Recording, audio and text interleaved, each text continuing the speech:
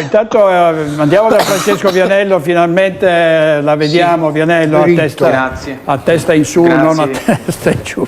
Buonasera, buonasera Vianello. Buonasera a voi tutti, grazie. Siamo partiti da Trump e poi adesso siamo passati ai rimpatri, a un fatto di cronaca grave. Lei su Trump cosa dice?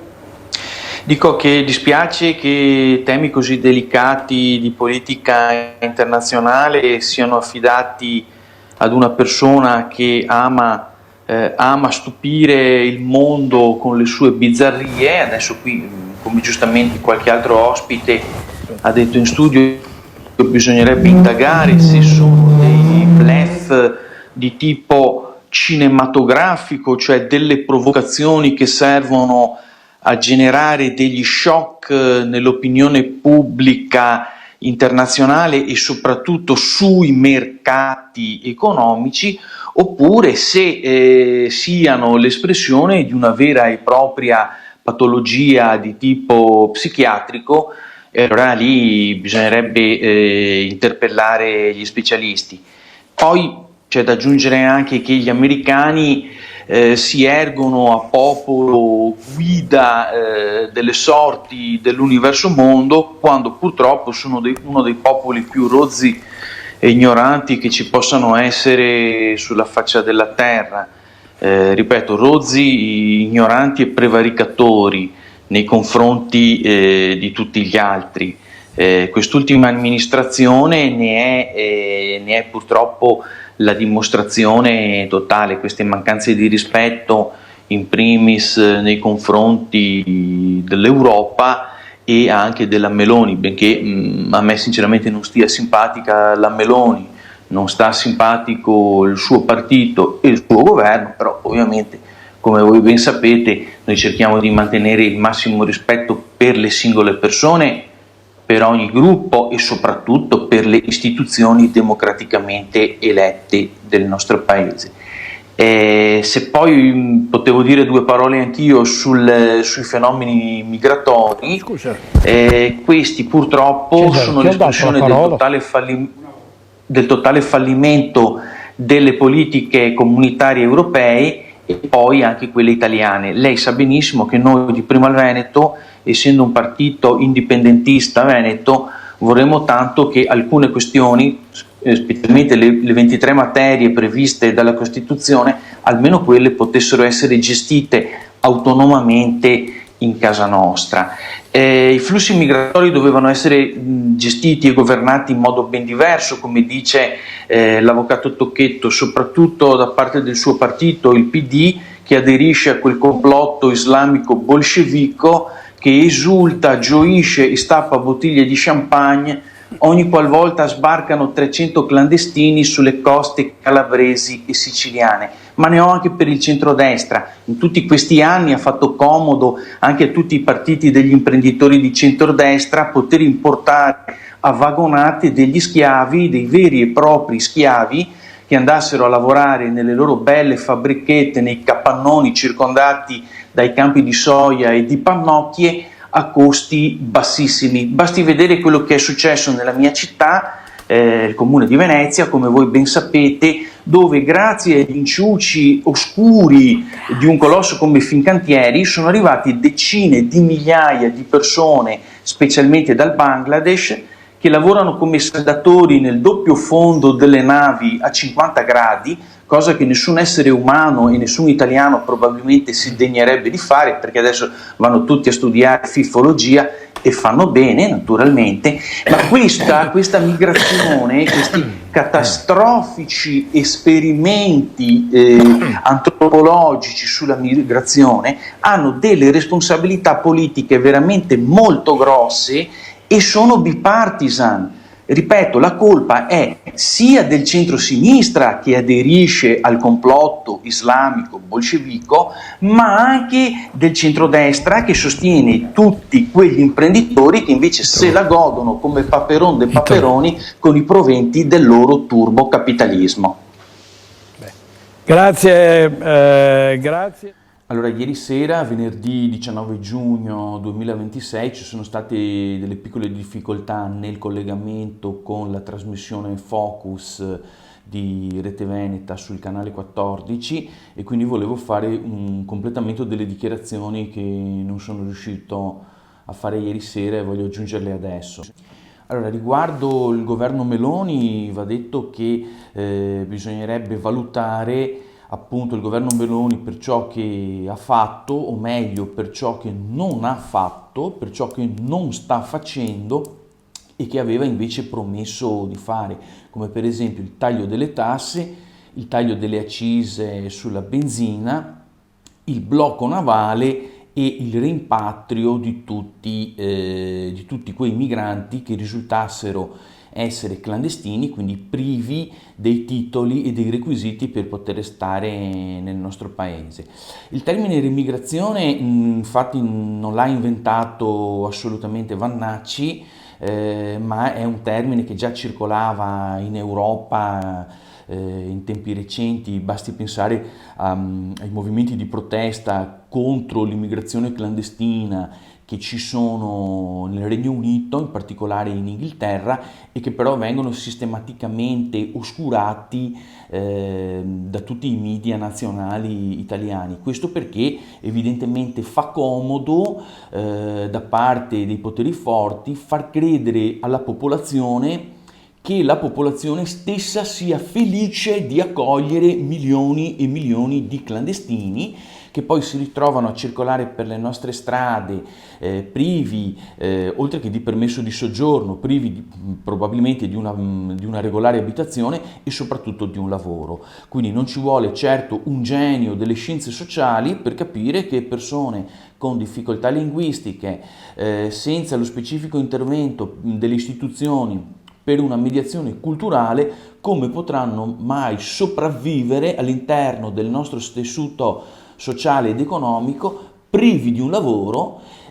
Consideriamo poi che queste persone hanno già commesso un reato originario quando sono entrate nel nostro paese. Perché? Uno, sono entrati clandestinamente nel nostro paese. Due, ammettono per loro specifica ammissione di aver pagato ingenti somme di denaro che sono state devolute a delle associazioni criminali che sono libere di agire sulle coste della Libia e che probabilmente godono anche di degli intrallazzi a livello internazionale con chi?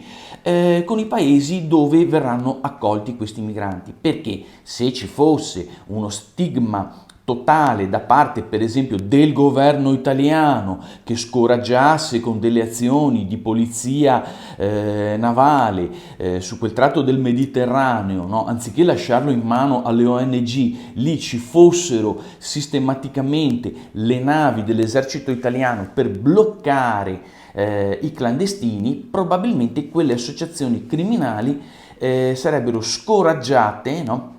Dal praticare questa vera e propria tratta degli esseri umani. Basti pensare a quello che diceva Gheddafi pochi mesi prima della sua caduta, un cambio di regime in Libia voluto proprio dalle potenze europee, in primis la Francia, seguita poi a ruota dall'Inghilterra. Gheddafi raccomandava l'Europa, in particolare l'Italia, dicendo: state bene attenti perché dopo la mia caduta ci sarà il caos. Nel senso che Gheddafi, pur essendo un dittatore probabilmente dalle dubbie capacità, aveva creato probabilmente degli accordi di tipo economico con le potenze europee, garantendo all'Europa che cosa? Un controllo dei flussi migratori in cambio ovviamente di un suo probabile tornaconto personale. Ecco, dopo la caduta di Gheddafi il Mediterraneo è diventato un mare, praticamente un'autostrada gratuita per entrare in Italia. E riguardo Vannacci, che dire, mi sembra tanto Rommel, la volpe del deserto, un abilissimo stratega che scrivendo un libro un paio di anni fa ha cominciato a far parlare gli avversari di sé, peraltro su un libro dove non è che si scagliasse contro nulla e contro nessuno. Lui ha abilmente disquisito su questioni semantiche, di significato di parole, di significato di termini, peraltro riprendendo e utilizzando le definizioni riportate anche da prestigiose e universalmente riconosciute enciclopedie. Tutto il mondo, specialmente quello del centro-sinistra, è caduto nella trappola, in questa rete che lui ha abilmente saputo tessere. Infatti ho detto nella premessa che a Vannacci va riconosciuta sicuramente la capacità strategica, essendo un militare. Lui che cosa ha fatto? Ha utilizzato le forze dell'avversario, provocandolo abilmente e trascinando gli avversari su una sterile quanto inutile battaglia dialettica per disquisire, per esempio, se usare o non usare la parola gay. Lui ha fatto parlare di sé perché ha semplicemente posto l'interrogativo, no, su come fosse più opportuno dal punto di vista del dizionario della lingua italiana e dell'enciclopedia Treccani, se la parola straniera gay fosse più o meno appropriata per indicare l'orientamento sessuale di una persona. Apriti cielo, gli è bastato pronunciare la parola gay e tutto il mondo gli ha dato infinita attenzione. Poi lui che cosa ha fatto? Secondo me ha fatto il giro delle 7 chiese, cioè è andato alla ricerca di quel partito che gli garantisse un seggio vincente in occasione delle elezioni europee. Non so se vi ricordate. Coincidenza, allineamento astrale di pianeti ha voluto che in quel momento quel partito, no, che è quel che resta della Lega, quindi Salvini Premier, fosse in evidente difficoltà ideologica e avesse un calo nei consensi. In questo modo è stato implicitamente formulato un accordo appunto fra il generale Vannacci e Salvini. Gli è stato assegnato un seggio nel quale Vannacci ha conseguito circa 500.000 di preferenze, quindi dando linfa vitale a quel che resta della Lega, quindi rilanciando la Lega. Questo ha creato un grandissimo malcontento, soprattutto in quella base di militanti che credevano e credono ancora in quei valori come il federalismo, l'identità del nord, i soprusi economici che soprattutto gli imprenditori ma anche gli operai del nord sono costretti a subire da decenni per pagare il welfare, per pagare gli stipendi di dipendenti pubblici spesso di regioni lontane, oppure il welfare a vantaggio quasi esclusivamente dei clandestini. Questo ha creato, ripeto, grande malumore all'interno della Lega, però alla dirigenza della Lega hanno fatto comodo quel 500.000 di voti.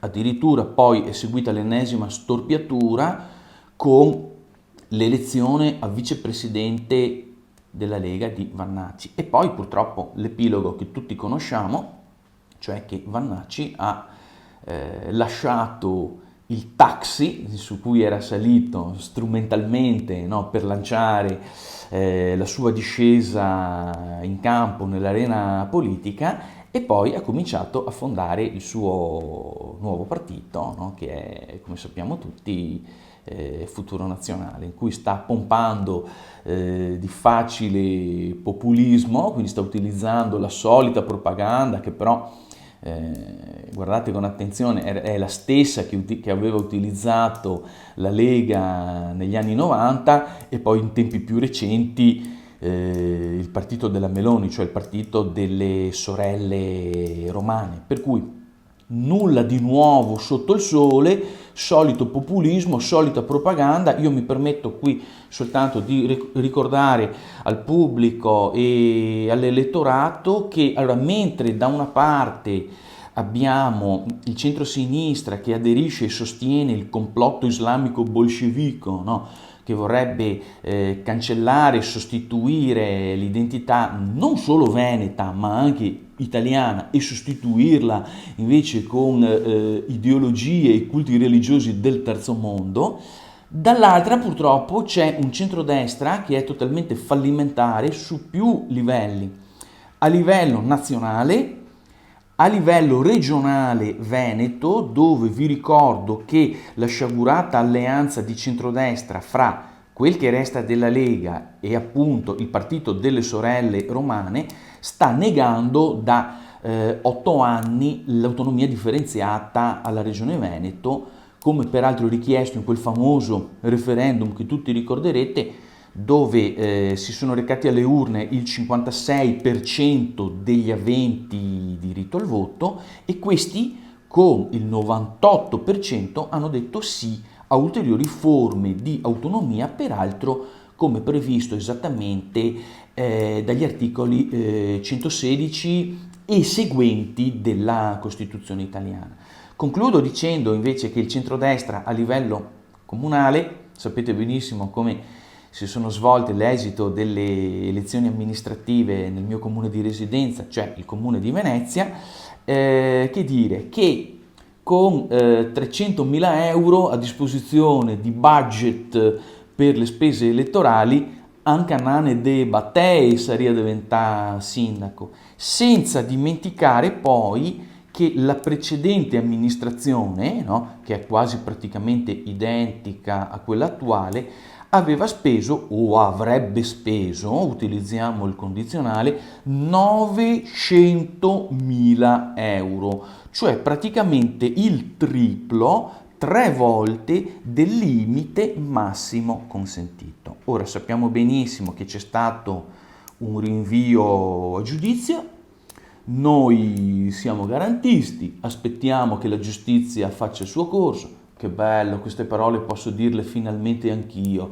Aspettiamo che la giustizia faccia il suo corso, intanto però a Mestre, Venezia, Isole e terraferma i soliti problemi rimangono.